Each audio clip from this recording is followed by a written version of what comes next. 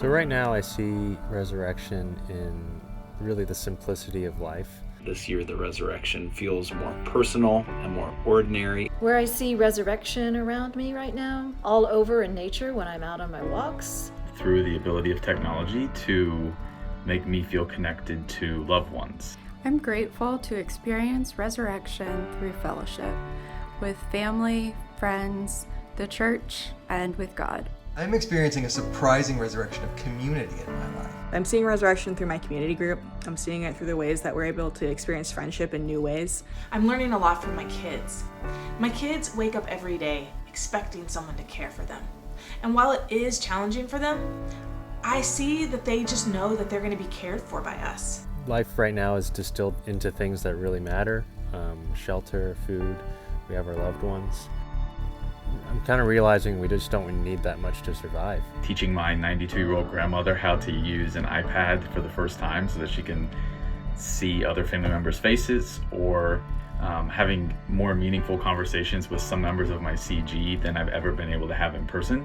I really feel like technology has sort of been the resurrection in this kind of bleak time for me. It's been the rain stopping for a few minutes so that we can go outside for a bike ride, or going through Golden Gate Park and just staring at a beautiful 150-year-old cypress tree. Singing happy birthday to each other even when it's not that in tune, and finding that we can all share the same laugh about how not in tune we are. I think that's just what gives me joy, what makes me feel like we're in a resurrection moment during this time. I can't be with a lot of the people that I love right now physically, and yet I'm having all these conversations that are full of honesty and vulnerability and just deep connection. And that's really sustaining me right now, because I know that those things are going to last a lot longer than the crisis of the moment. One way I see resurrection showing up in my life right now is the fact that I'm still here.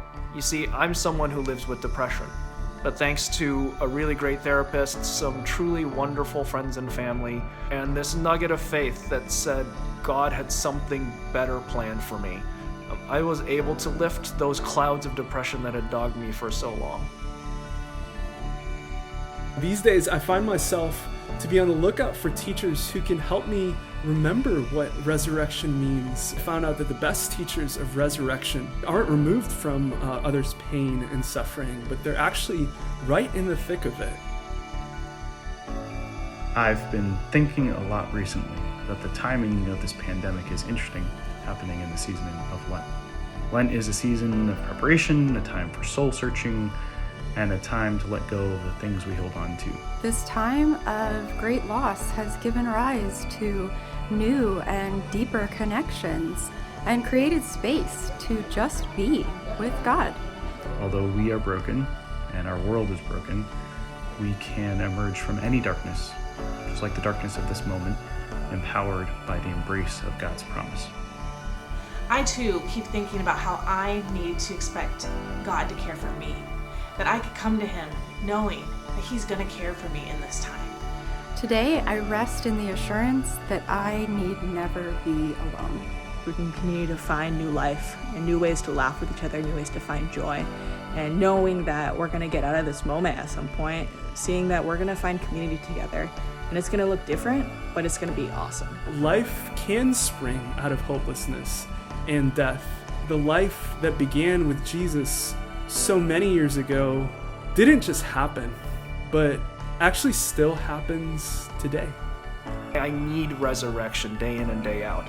And this Easter, I'm so thankful that that resurrection is available to me and to you and to all of us. So where am I seeing resurrection in the midst of this moment?